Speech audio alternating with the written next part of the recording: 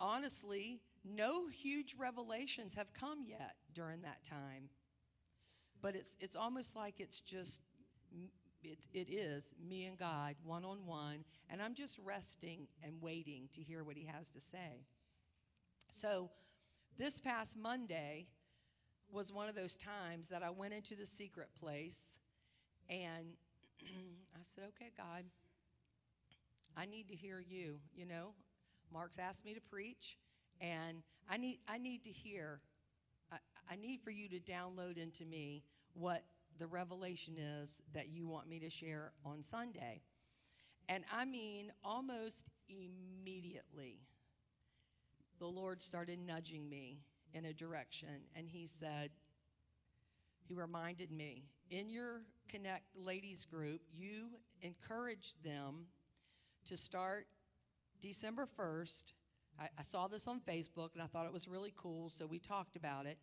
On December 1st, starting to read from Luke, starting at chapter 1, and read it all the way up through the 24th. And then on Christmas Day, when you wake up, you basically have hit the highlights of Jesus' life in those 24 chapters. And so the Lord said, you're going to be speaking on the 10th. This was on Monday, and He said, you're going to be speaking on the 10th. What does chapter 10 have to say of Luke? I thought, oh, okay. I'll jump ahead. And so I jumped ahead, and I read chapter 10. And chapter 10 is talks, two of the main things in chapter 10 are the Good Samaritan, the story of the Good Samaritan, and then the story of Mary and Martha. And so the Lord really drilled down into the story of Mary and Martha. And so I want to read to you Luke chapter 10. It starts at verse 38, and I'm going to be reading out of the Message. And it says, as they continued their travel, Jesus entered a village. A woman by the name of Martha welcomed Him and made Him feel quite at home. She had a sister, Mary, who sat before the Master, hanging on every word He said. But Martha was pulled away by all she had to do in the kitchen. Later, she stepped in, interrupting them. Master, don't you care that my sister has abandoned the kitchen to me? The Master said, Martha, dear Martha, you're fussing far too much and getting yourself worked up over nothing. One thing only is essential, and Mary has chosen it. It's the main course and won't be taken from her. And this story has always, I don't know, I've kind of always had a little bit of a about this story. Because I hate the fact that people always compare Mary and Martha. And they'll even say, are you a Mary or are you a Martha? Meaning, are you a Mary that's the good child, the good sister that wants to sit at Jesus' feet? Or are you a Martha, the sister that was not connecting the dots? That you're the worker. You didn't realize how important it was to sit at Jesus' feet. And they always kind of, And the Lord spoke to me and said, the title of my message, Timing is Everything. Timing is everything. In the Bible it says, I think it's Ecclesiastes, there's a time for everything. There's a time for everything. And so He dropped 4 timings into my heart. And the first one is historical timing. When you read something in the Bible, we need to figure out what's the context, what's happening, what's the historical events, what's the timing, the historical timing. So, in the Bible, we know this. Women were not, first of all, they weren't taught to read and write. They weren't allowed to learn how to read and write. It was, basically nobody thought there was any reason for them to learn how to read and write. When would they ever use that? Their job was to take care of the home, take care of the children. You know the drill, ladies. Do the laundry, cook the meals, prepare, well, that was kind of their job. And when a teacher or a rabbi or a priest would come to do some teaching, the women were not sitting at his feet. It was the men. The women were somewhere else doing the preparation that they were expected to do. So when Jesus came in and sat down in their home and was welcomed into their home, I think Mary was a very bold,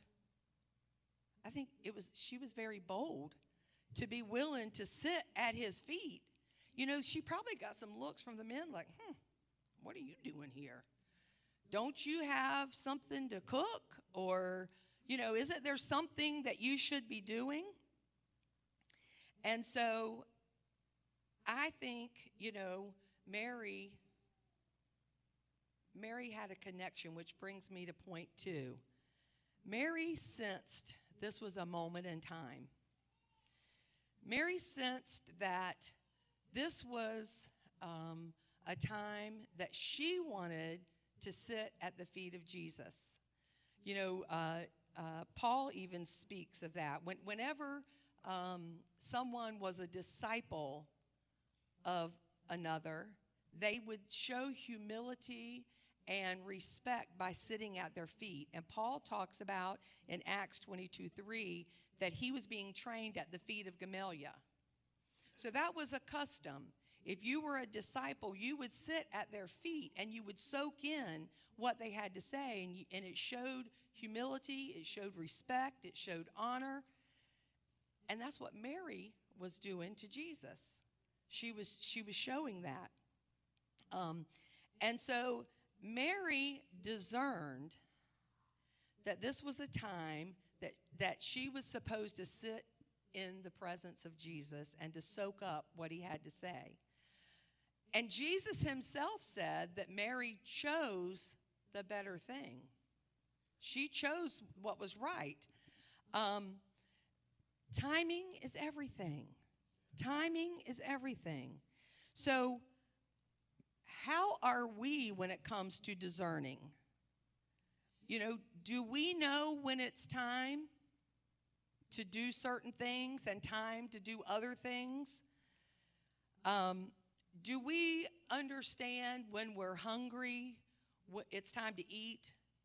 When we're weary, it's time to rest? Do we understand that spiritually?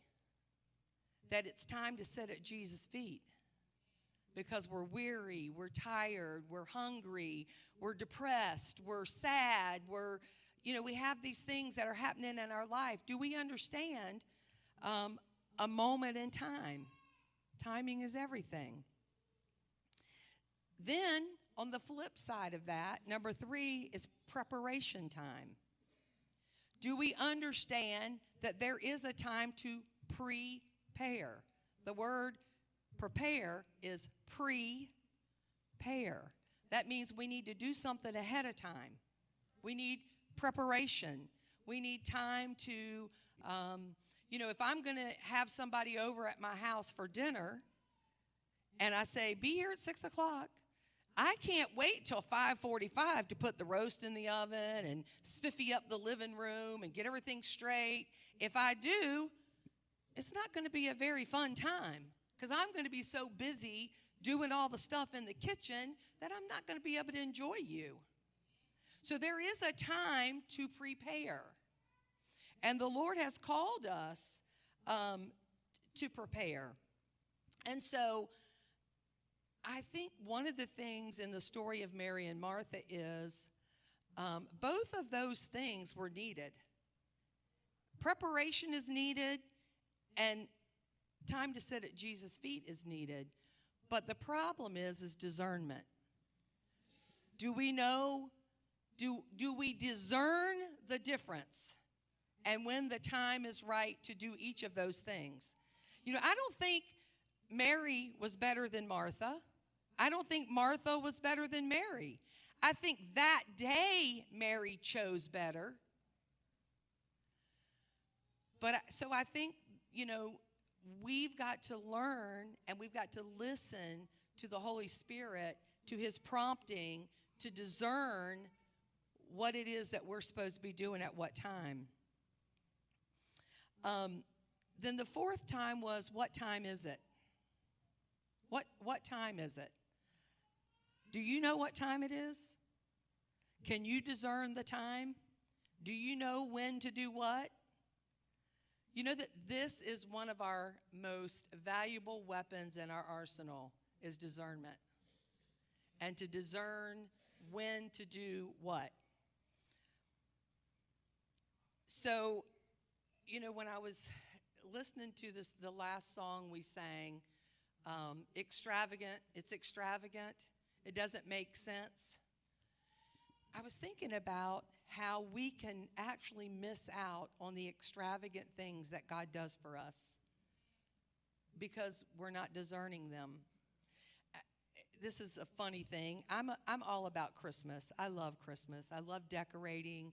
I love buying gifts. I love wrapping packages. Most people hate that. I love it.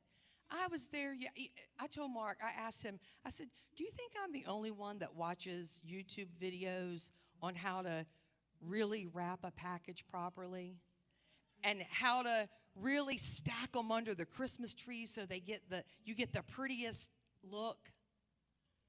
I actually watched videos about that. Okay?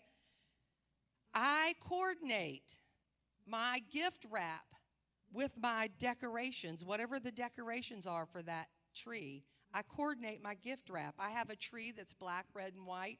All my gifts are wrapped in black, red, and white. I have a tree that's gold, silver, and metals, all metals. All my gifts are wrapped that way. And last night I was wrapping yesterday, and I was making bows, and I was getting them all straight. I hand make my bows, and I was making my bows and getting them all on there, and I'd show Mark every time I'd wrap one. I'm so proud of it. It looks so pretty, and I'd show him, and he said, the sad thing is, you love doing this, and it's so extravagant, over the top, but when people open these presents, they're not even going to pay attention. I was like, how sad.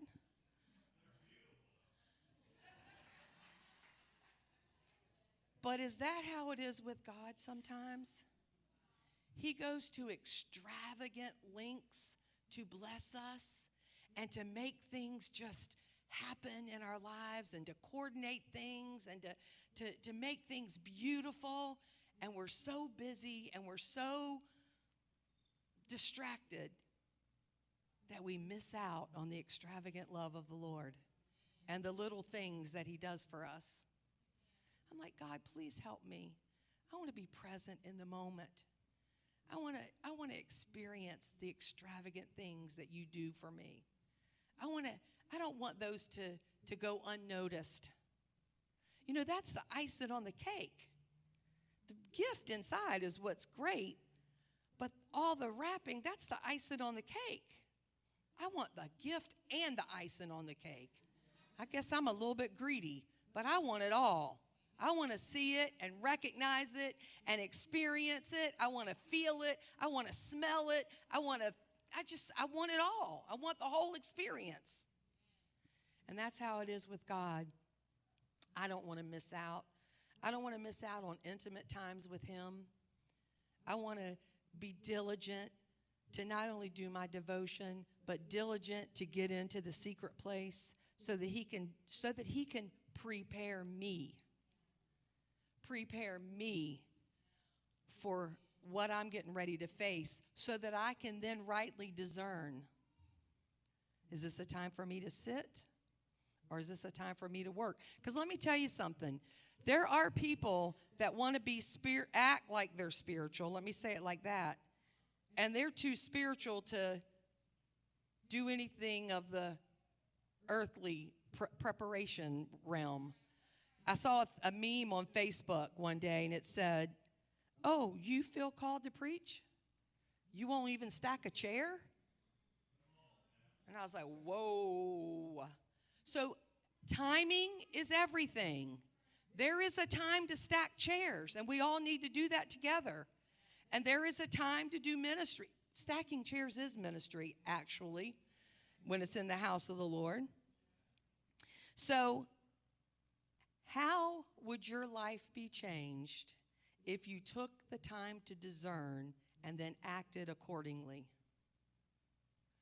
How would your life be changed if that day when Jesus came to your house, you chose to sit at his feet and to glean from him rather than go in the kitchen and cook the food? Now, everybody wants to eat, so I say prepare the food before he gets there and have it ready, so then you can sit at his feet and glean what he has to say. Okay?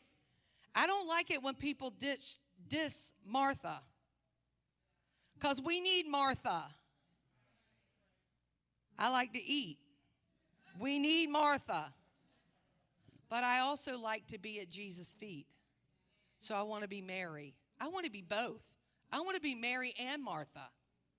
And I want to discern when I'm supposed to be Mary and when I'm supposed to be Martha. How do we do that? How do we get, I'm a rubber meets the road kind of person. Every time pastor preaches the message, I'm like, okay, how do we make that happen? How do we put that into action? Well, I've just told you some ways. Get in your secret place. Start there. Start in your secret place.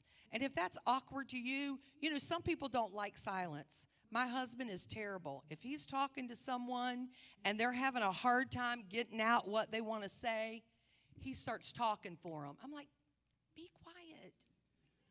Let's see what they have to say. I don't mind that awkward silence.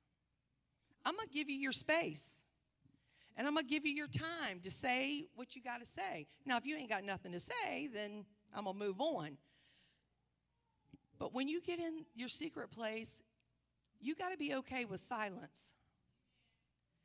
No music, no nothing. Just get in there and be quiet. I promise.